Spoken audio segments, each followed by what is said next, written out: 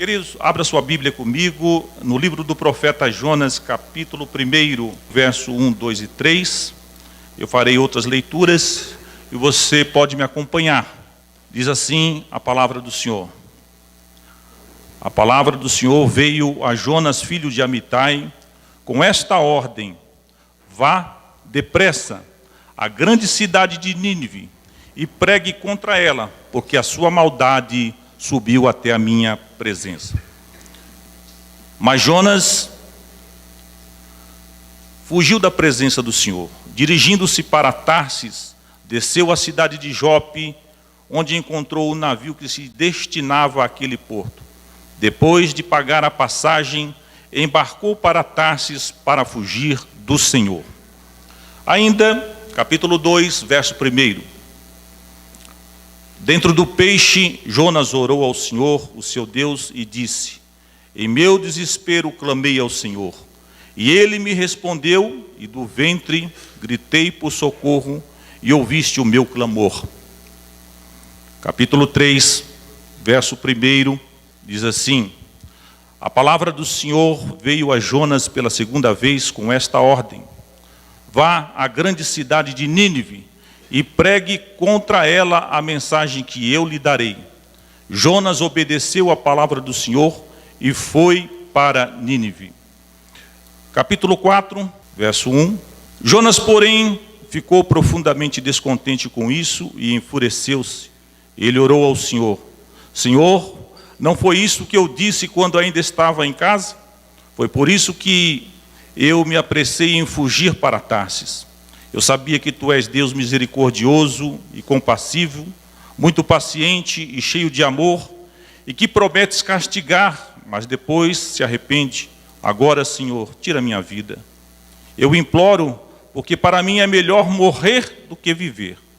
O Senhor lhe respondeu: você tem alguma razão para esta fúria? Basta esse texto. Eu quero meditar com vocês um pouquinho aqui nesta noite. O livro de Jonas, ele é um livro com apenas estes 4 capítulos. O autor do livro é o próprio Jonas, contando, narrando a sua experiência que ele teve com Deus. O livro de Jonas, ele é um livro bastante curto. Um leitor habituado, ele fará a leitura destes 4 capítulos, e no máximo, entre 10 e 12 minutos, ele lê os 4 capítulos. Um leitor pouco habituado, ele levará de 15 a 20 minutos, ele irá ler todo o livro de Jonas. Então, para aqueles iniciantes na fé, que ainda não têm o hábito, ou não conhecem toda uma história bíblica, ou não tiveram a oportunidade de ler um livro, eu sugiro que façam. Leiam o livro de Jonas. Ele tem lições profundas. E espero nesta noite, aquilo que nós formos falar, possa tocar no seu coração e te despertar em você pesquisar um pouco mais sobre a vida de Jonas. O livro de Jonas, dentro de uma estrutura do Velho Testamento, para efeitos didáticos, para efeitos de estudo, nós encontramos no Velho Testamento os livros do Pentateuco, que são os 5 livros da lei: Gênesis, Êxodo, Levítico, Deuteronômio. Depois nós temos os livros históricos, que vai de Josué a Daniel. São os livros históricos. Essa é a estrutura do Velho Testamento. Depois nós temos os livros poéticos: Jó, Salmos, o livro de Provérbios, Cantares, Eclesiastes, são os livros poéticos. Depois nós temos os profetas maiores. Os profetas maiores, eles estão nesta classificação pelo volume do conteúdo do seu livro, deste livro. Os profetas maiores, eles vão de Isaías até Daniel. Tem um conteúdo maior. E depois, por último, estão os profetas menores. São 12 livros, que vai de Oséias a Abacuque. E o livro de Jonas está exatamente aí, nos profetas menores. Ele não é menor pelo seu grau de importância, ou porque ele é menos significativo para a história de Israel do que os profetas maiores. Não é nada disso. É simplesmente, conforme eu disse aqui no início, para efeitos didáticos dessa estrutura do Velho Testamento, facilita a localização. Na verdade, ele classificado como profetas, entre os profetas menores, poderíamos também até atribuir como sendo um livro histórico e autobiográfico, porque ele narra uma história verídica e uma experiência de um homem que teve com Deus e enfrentou as adversidades da natureza. Então ele conta a própria vida de Jonas. Qual era a missão de Jonas? Nós temos aqui no capítulo 1, o que nós lemos, a missão ela é bem clara. A palavra do Senhor veio a Jonas, filho de Amitai, com esta ordem: vá depressa à grande cidade de Nínive e pregue contra ela, porque a sua maldade subiu até a minha presença. O que nós encontramos? O profeta Jonas recebendo de Deus uma determinação, e era uma ordem clara, expressa e urgente. Jonas, ele era um profeta que tinha experiências com Deus, conhecia o Senhor. Ele foi criado num lar em que conhecia a história de Israel e do povo de Deus, as experiências. E acredita-se que o profeta Jonas, ele foi logo depois, ele veio depois de Elias e Eliseu. E alguns historiadores o colocam como ele sendo um dos alunos da escola dos profetas. Olha só, então ele tinha uma profundidade do conhecimento com Deus muito grande. E ele recebe esta ordem de Deus para ir à cidade de Nínive, porque o pecado da cidade tinha chegado até diante do Senhor e Deus iria fazer algo por aquela cidade. Mas o que acontece é que o profeta Jonas, ele, ao receber esta ordem, ele vai em uma missão, ele vai numa fuga, ele foge do destino determinado por Deus, e em vez de ir para Nínive, ele se dirige para Tarsis, que é uma cidade totalmente oposta. O Senhor manda ele para o Oriente, ele vai para o Ocidente. Então ele começa a fugir da determinação de Deus. Então Jonas, ele era da cidade ele era um galileu, de Gat-Hefer. E naquela cidade na Galileia, em Samaria, ele desceu de Samaria para Jope. Jope, ele compra uma passagem. Da passagem ele desce para o cais do porto. E no cais do porto ele desce para a embarcação, e da embarcação ele desce para o porão do navio. Olha só, começa a descida de um homem quando ele está em queda espiritual, quando ele está em desobediência à direção e aos projetos e aos planos de Deus. Ele começa a descer.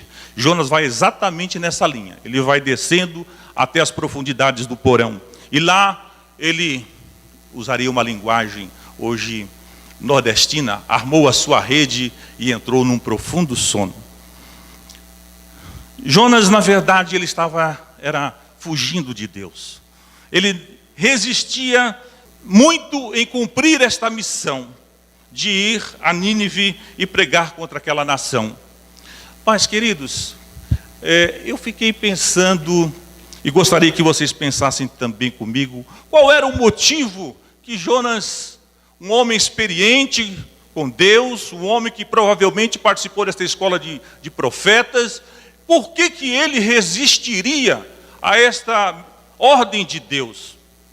E nós, lendo esses 4 capítulos do livro de Jonas, nós não conseguimos encontrar muitos elementos que vão nos dar informações suficientes para entendermos essa resistência do profeta Jonas.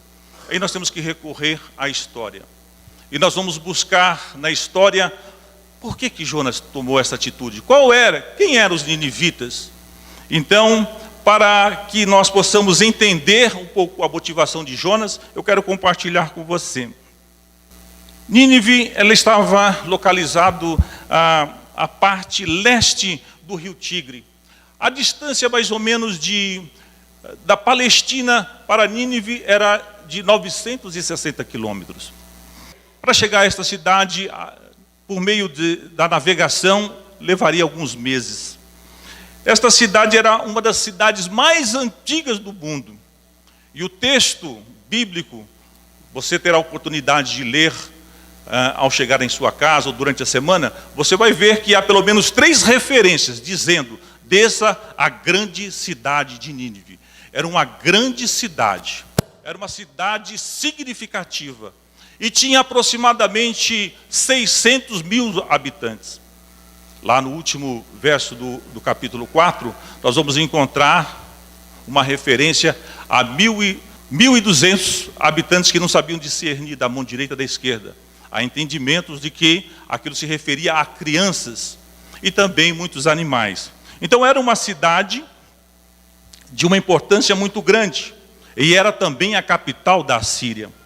Ali em Nínive, como capital da Síria, a religião praticada era o politeísmo. Eles tinham muitos deuses, e inclusive eles tinham a imagem da deusa Estar. Eu nem sei nem pronunciar, nem sei se é assim. Os irmãos que conhecem depois, tá?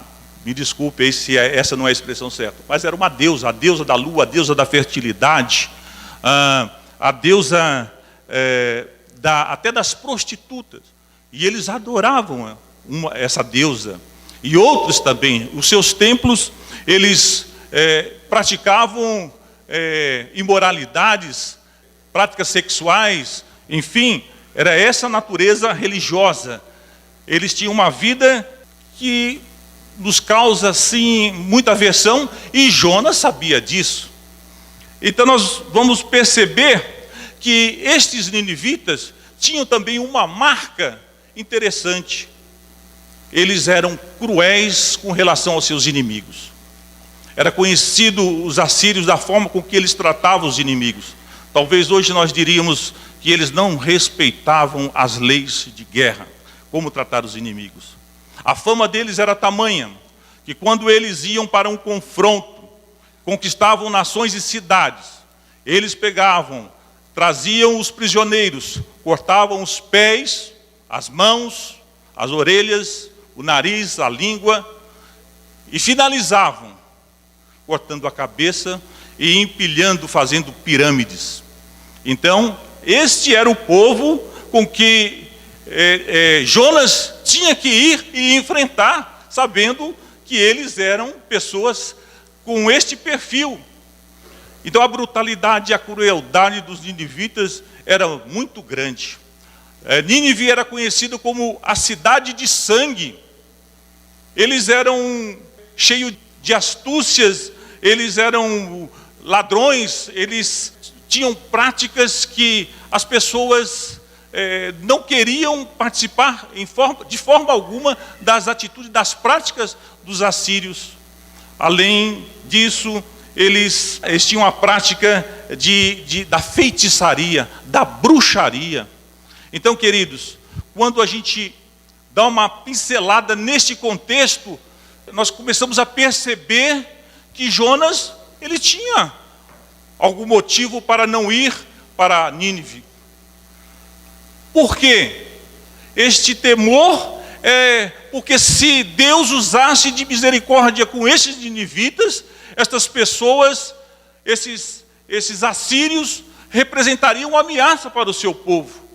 Então, a preocupação de Jonas era fugir da presença de Deus, que Deus pudesse esquecer esse propósito, ou então levantar um outro profeta, mas ele ir lá proclamar contra essa nação, e essa nação ser perdoada, e depois trazer ameaça para Israel. Esse é um entendimento que nos passa através dessa história. Então Jonas tinha esta motivação. Queridos, o livro de Jonas, ele é um livro muito combatido, porque teólogos liberais, eles procuram criar uma resistência muito grande em afirmar que este livro realmente era um livro histórico e que esse fato de Jonas ter vivido nesse período fosse uma verdade. Não é isso que nós pensamos, tá? Isso aqui é só para nosso conhecimento. E estes teólogos liberais, eles repassam a informação de que a história de Jonas foi uma fábula, foi um conto novelesco. Não sei quantos aqui já leram a Homero, a Odisseia, a Ilíadas, né? São contos assim da antiguidade romana, grega, e parece muito com a verdade, mas são apenas histórias que eram passadas. E os teólogos liberais dizem que, da mesma forma, a história de Jonas, ela não era verdadeira, mas tinha sido criada para que pudesse desta fábula se tirar lições morais. Queridos, por trás destas informações, nós conseguimos perceber que está a ação do diabo. O diabo procura sempre desacreditar a palavra de Deus. Há uma referência no livro de 2 Reis, capítulo 14, verso 25, há uma referência de Jonas, filho de Amitai. Lá o profeta Jonas, ele profetiza ao rei de Israel, Jeroboão II, que governou Israel durante 41 anos. Jonas, ele vai profetizar para aquela nação que haveria tempos de prosperidade para Israel, que Israel alargaria as suas fronteiras, tanto para o sul como para o norte. Era tempo de restituições de cidades que haviam sido capturadas por inimigos. E o profeta Jonas, o livro de Reis, vai relatar esse texto sobre este fato. Interessantíssimo. Então está registrado na história. Também, Mateus capítulo 12, lá no verso 39, se não me foge a memória, o próprio Jesus irá fazer uma citação, uma referência a Jonas. Jesus diz que Mateus, ele vai narrar que fariseus e escribas chegaram até onde estava Jesus. E quando chegaram, disseram: Jesus, mostra-nos um sinal dos céus, um sinal de maravilha. E Jesus diz para eles: uma geração má e cruel e adúltera pede um sinal, mas apenas será dado o sinal do profeta Jonas, que passou 3 noites e 3 dias no ventre de um grande peixe. Para esta geração dos ninivitas, que arrependeram-se e creram, e esta geração aqui, que o Filho do Homem está e não creram, eles se levantarão no juízo para condená-los. Então Jesus está autenticando a história de Jonas. A história de Jonas é um fato real, porque Jesus carimba, coloca por terra toda a argumentação de teólogos liberais. E nós ficamos com Jesus, porque Jesus é a verdade. Queridos, diante do que nós já falamos aqui, conseguimos perceber um pouco mais da situação, né, em que Jonas se encontra. Então Jonas recebe a ordem, né, desceu para o porão do navio, e lá está o navio, a embarcação, se deslocando para Tarsis. De repente se levanta um grande e forte temporal, e começa a soprar um vento muito forte. Deus deu ordem para que se levantasse ventos e temporais sobre a embarcação. E os marinheiros, a tripulação, ficou muito assustada. Veja bem, aquela tripulação era acostumada a navegar no mar Mediterrâneo. Eles conheciam profundamente bem toda a rota em que estavam fazendo. E Tarsis estava, alguns autores dizem que estava a mais de 1.000 quilômetros. Outros dizem que ia até 4.000, não importa a distância. Mas eles conheciam aquela rota. E quando aquele temporal, aquele vento veio sobre a embarcação, eles disseram: algo terrível está acontecendo, porque esse temporal é diferente. E começaram a clamar aos seus deuses. Eles clamavam aos seus deuses, querendo saber o porquê daquilo. O comandante da embarcação desceu até o porão, e lá estava o crente, o Jonas, no profundo sono. O comandante da embarcação diz: olha, levanta-te, clama ao teu Deus, porque nós vamos perecer. E ainda assim, quando a pessoa está fora da direção de Deus, ele não tem força nem para orar, não consegue orar. Queridos, nós temos que orar durante todo o tempo da nossa vida. E a situação de Jonas, ela ficou numa situação bastante embaraçosa, porque o ímpio foi lá e acordá-lo e dizer: por que você está dormindo? Nós aqui estamos quase perecendo, né? Ora ao seu Deus. Aí Jonas relata: olha, este mal veio sobre nós por minha causa. Eu sou adorador do Deus verdadeiro. Eu sirvo a Deus e estou fugindo da presença de Deus. E o que nós vamos fazer então? Me lancem ao mar. Jonas dá a própria sentença: lancem-me ao mar.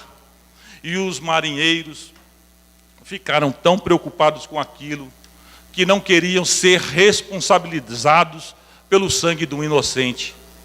Sabe, queridos, eles tentaram ainda, os marinheiros tentaram navegar até terra firme, mas não conseguiram. O mar se levantava mais ainda. Jogaram as suas mercadorias para aliviar a carga do navio, para ver se conseguiam chegar, e nada. O jeito era jogar Jonas no mar. Quando Jonas foi lançado ao mar, Deus deu ordem ao grande peixe, e o grande peixe foi e engoliu Jonas, e ele ficou ali 3 dias e 3 noites. Olha, queridos, aqui nós estamos vendo Deus dando ordem à natureza, e a natureza obedecendo. O vento recebeu a ordem e soprou, a chuva veio e caiu fortemente e abalava o mar. Deus despertou ali a baleia, não é baleia, o grande peixe, a Bíblia não fala que é isso daí, né? O grande peixe, e o peixe obedeceu, foi lá e engoliu Jonas. E Jonas no ventre do grande peixe, nós lemos no capítulo 2, dentro do peixe Jonas orou ao Senhor, ao seu Deus, e disse: em meu desespero clamei ao Senhor. Foi ali que ele foi orar, quando já tinha descido ao mais profundo do abismo, lá no mar. Então o crente foi orar ao Senhor: me dá mais uma chance, tem misericórdia de mim. Queridos, não espere Deus colocar você no prensado muito grande, não. É melhor você começar a orar antes, para Deus te dar o livramento, viu? Porque se Deus tem um projeto, um plano na sua vida, Ele vai se cumprir, quer você queira, quer você não queira, quer eu queira ou não, Deus vai fazer cumprir isso na nossa vida, tenha certeza. E Jonas foi aprender isso de uma forma muito dura. Lá no ventre do peixe, ele faz esta oração: do ventre do peixe eu gritei por socorro, e ouviste o meu clamor. Diz, né, Jonas, que Deus ouviu o clamor dele do ventre do peixe. Deus mandou que o peixe lançasse ele em terra firme. Lá vai o grande, enorme peixe e deixa Jonas em terra firme. E no capítulo 3, né, o 2 fala da oração de Jonas no ventre do peixe. O capítulo 3 fala agora Jonas recebendo pela segunda vez a ordem de Deus. A palavra do Senhor veio a Jonas, capítulo 3, verso 1. Pela segunda vez: vá à grande cidade de Nínive e pregue contra ela a mensagem que eu lhe darei. Agora sim, né? Foi preciso Jonas passar pela moinha, entender o projeto de Deus, e saiu e foi a Nínive. Queridos, quando Jonas chega em Nínive, começa a clamar, a pregar o evangelho, sabe? E enquanto eu estava meditando nessa pregação de Jonas, eu disse assim: puxa vida, essa pregação de Jonas, eu acho que nem o pastor Hernani Dias Lopes, nem o nosso pastor Luciano nunca fez uma pregação tão significativa como fez Jonas, sabe? Jonas fez olha só a pregação de Jonas.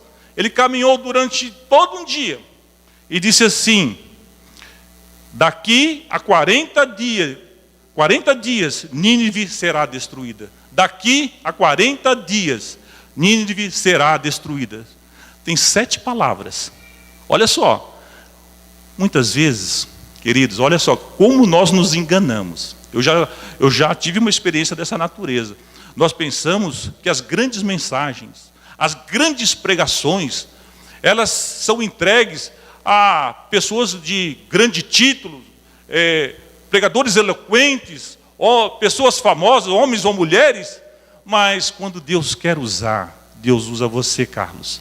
Deus usa você, Marcos Neve. Deus usa a mim. Deus usa a criança. Com apenas poucas palavras, foi o suficiente para que aquela nação se arrependesse dos seus maus caminhos e dos seus procedimentos. Diz a palavra de Deus no capítulo 3 que eles se arrependeram. A notícia da pregação de Jonas chegou até o rei de Nínive. Sabe o que ele fez? Arrancou as suas vestes, as suas indumentárias real, deixou o seu trono, vestiu-se de pano de saco e sentou-se nas cinzas. E ainda proclamou um jejum nacional. Nem homem, nem mulher, nem criança, nem gado, ninguém vai comer, enquanto Deus nos há de misericórdia conosco. E diz a palavra que Deus se arrependeu do que ia fazer. Glória a Deus. Nós nunca podemos nos omitir de pregarmos a palavra de Deus. Mas o processo da mudança e da conversão, quem faz é Deus no coração do homem. Uma nação ímpia e perversa, que Jonas dizia assim, olha, eu não quero saber desse povo, esse povo é uma ameaça, não é possível. Deus fez com que ele se arrependesse. Queridos, e o que aconteceu com o profeta? Ficou irado. Olha, muitas vezes nós queremos que muitas pessoas se convertam, mas quando fala assim, olha Eduardo, o seu patrão vai se converter. Não, essa não, Washington. Pelo amor de Deus, pode se converter todo mundo, mas aquele meu patrão ser um crente, esse eu não quero não. Sabe aquele seu vizinho do lado esquerdo, ou do seu apartamento, porta com porta? Aquele que te faz tanto mal, Jesus vai salvar. Não, aquele lá não, deixa aquilo ali, entendeu? Aquele eu não quero que Jesus salve. Muitas vezes nós pensamos assim como Jonas, não somos diferentes de Jonas não. Jonas não queria a salvação deles, mas Jesus os salvou, e Jonas fez uma oração muito aborrecida, né? Nós lemos aqui, Jonas, porém, ficou profundamente, verso 4 é o capítulo que termina, ficou descontente com isso e enfureceu-se e orou ao Senhor. Está vendo? É por isso que eu não queria ir, eu sabia que o Senhor ia ter misericórdia, eu não queria por isso mesmo. Não fique triste não, irmãos. Nós temos que anunciar a palavra de Deus. Não importa aquilo que para nós parece não ter jeito, mas quando cai na mão do oleiro, aquele vaso, ele é trabalhado de uma forma sobrenatural. A vida de Jonas, todo o processo, do navio até a cidade de Nínive, olha, nós lendo a história, nós vamos ver que os marinheiros que eram pagãos, eles fizeram votos ao Senhor e pagaram os votos. Os marinheiros se converteram. A cidade de Nínive se converteu ao Senhor. Foi o maior avivamento da história. Jonas estava sendo enviado como um profeta de Deus para as outras nações. Isso era um absurdo. Os judeus, nós estudamos na escola dominical, Eduardo, né? Nós vimos na lição que os judeus, eles tinham, que a salvação era exclusiva deles, descendentes de Abraão. As demais nações era combustível do inferno, ninguém mais tinha direito à salvação. Essa era a visão de Israel. A salvação é exclusiva a nós, mas Deus estava mostrando para Jonas e para Israel que a salvação pertence a ele, ele dá a quem ele quer. Jonas estava alcançando o mundo, outras nações. Esta é a função da igreja. Nós, como servos de Deus, anunciarmos a palavra de Deus às outras nações, porque também eles têm direito à salvação de Deus. Queridos, e não só isso.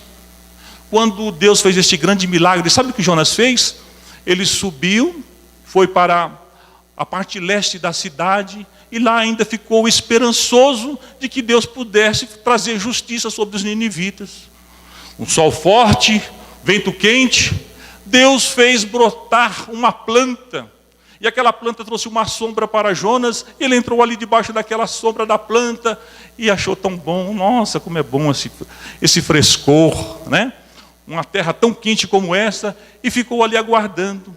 Deus mandou que aquela planta crescesse de um dia para o outro. E Jonas, achando bom, Deus queria trabalhar o coração e a vida de Jonas. Jonas estava sobre a pedagogia de Deus. Sabe o que Deus fez? Mandou a lagarta, vai lá, come a planta. Na madrugada, a lagarta foi lá, comeu a planta, ela murchou. No dia seguinte, lá vem o sol forte, lá vem o vento quente. Jonas estava a ponto de desmaiar. Eu quero morrer. Eu quero morrer. E Deus mais uma vez fala com ele: você tem motivo para isso, Jonas? Olha, você não plantou, você não regou, você não podou esta planta, ela nasceu e morreu, e você está com mais pena dela do que a cidade que tem 120 mil habitantes, que não sabe discernir da mão direita da esquerda. Então, nós encontramos aqui o final. Contudo, o verso 11 diz assim, do capítulo 4: contudo, Nínive tem mais de 120 mil pessoas que não sabem discernir da mão direita e da esquerda, além de muitos rebanhos. Não deveria eu ter pena desta grande cidade, Jonas? Não deveria eu ter pena? A salvação é de Deus, queridos. Então esta foi a lição. Jonas deixou isto escrito para que a nação de Israel pudesse entender o amor de Deus, e que eles também, como nação, precisavam ter as suas vidas transformadas, mudadas por Deus, um coração perdoador. Eu finalizo, estou indo para a parte final desta pregação. Quero tirar algumas lições, para que a gente possa pensar no que Jonas nos ensina. A lição que nós podemos extrair, vou tirar só 3, para finalizarmos, porque nós temos a ceia. Primeira lição que tiramos de todos estes 4 capítulos da história de Jonas: que Deus é santo e não tolera o mal. A primeira lição. Verso 1: vá depressa à grande cidade de Nínive, pregue contra ela, porque a sua maldade subiu até a minha presença. Deus não tolera o mal. Se você conhece alguém que vive na prática de vida pecaminosa, e se dizendo que serve a Deus, ou pessoas que fazem o mal prazerosamente, saiba que vai chegar o dia que o Senhor vai chamar para o ajuste de conta. Deus é santo e não tolera o mal. Só que o tempo de Deus não é o nosso tempo. Deus tem o seu próprio tempo, na hora certa. Fique descansado. Hebreus capítulo 4, verso 14 diz assim: e não há criatura alguma encoberta diante dele. Antes todas as coisas estão nuas e patentes aos olhos daquele a quem havemos de prestar contas. Não há nada encoberto, queridos. No tempo certo, Deus irá tratar. Segunda lição da história de Jonas: Deus é soberano.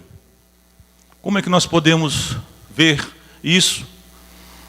Nós podemos ver que tudo obedeceu à voz de Deus. O vento obedeceu a Deus, a tempestade obedeceu a Deus, o grande peixe recebeu a ordem de Deus para engolir Jonas, foi lá e fez, recebeu a ordem de Deus para devolver Jonas na praia, obedeceu. Deus vai à planta e manda que ela cresça, a planta obedece, cresce num dia. Deus manda a lagarta, vai lá e come, destrói. A lagarta foi lá, obedeceu, comeu e a planta morreu. Então, nós vemos aqui o vento, tempestade, o mar, o peixe, as plantas, os bichos, tudo obedece a Deus. Mas o homem em desobediência a Deus, a mulher em desobediência a Deus, ele resiste. Não quer obedecer a Deus. Queridos, nós devemos entrar pelo caminho da obediência ao Senhor. É melhor obedecer do que entrarmos pelo caminho da resistência ao Senhor. E a terceira lição, finalizo com esta palavra: a misericórdia de Deus não tem limites. No livro de Lamentações, capítulo 3, verso 22, a graça ao grande amor do Senhor é que não somos consumidos pelas suas misericórdias, que são inesgotáveis. A graça do Senhor nos alcançou de uma tal forma. Sabe por quê, irmãos? Se nós vivêssemos nos dias da igreja do século I, muitos de nós aqui não estaríamos aqui nesta noite. Sabe o que aconteceu? Ananias e Safira mentiram quando entraram no templo. E eles foram fulminados pela sua mentira. Mas a graça de Deus hoje nos tem alcançado. Deus tem sido tão misericordioso que está nos dando oportunidade todos os dias, todas as noites.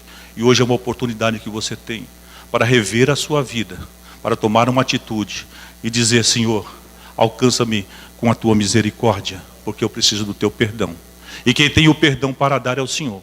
E Ele está aqui nesta noite para te dar perdão, te ajudar, fazer com que você entenda o projeto de Deus para a sua vida e irá te abençoar grande e poderosamente. Você pode ficar de pé comigo? Eu quero orar ao Senhor. Se nesta noite a palavra de Deus tocou ao seu coração e você sentiu que precisa ter uma atitude transformada, mudada pelo Senhor, você coloque a mão no seu coração.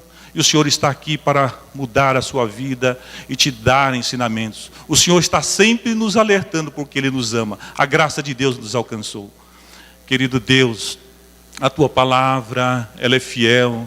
A Tua palavra é verdadeira. O Espírito Santo é aquele que nos conhece e que sabe muito bem o que há no coração de cada um dos Teus filhos aqui nesta noite.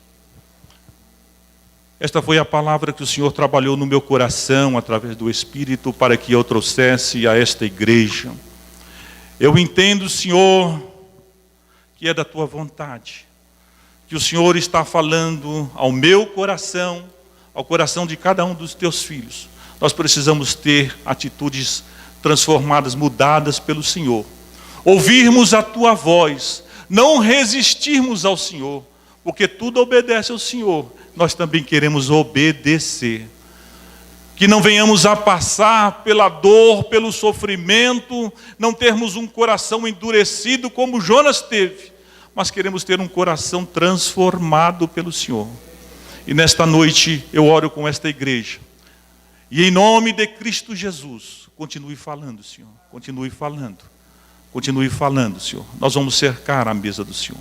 Continue falando aos nossos corações, em Cristo Jesus.